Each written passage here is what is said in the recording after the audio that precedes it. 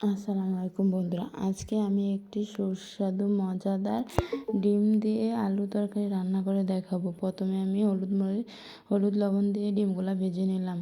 ভেজে এখন আমি কড়াইতে তেলে দিয়ে পরিমাণ মতো পেঁয়াজ কুচি দিয়ে ভালোভাবে ভেজে আলুগুলা দিয়ে দিলাম।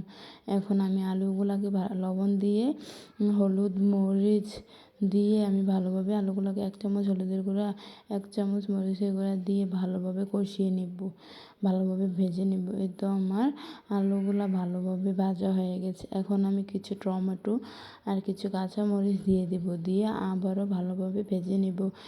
একটু পানি দিয়ে দিব, পানি দিয়ে এখন আমি তরকারিটা ভালোভাবে ভেজে এখন আমি একটা পাতিলে ঢেলে এখন আমি পরিমাণ মতো ঝোল দিয়ে ডিমগুলো দিয়ে আবারও ঢাকনা দিয়ে রেখে দিব।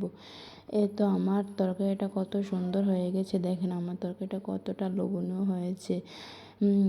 সবাই এখন আমি ধনেপাতা দিয়ে তরকারিটা চুলা থেকে নামিয়ে দেবো। সবাই আমাকে সাবস্ক্রাইব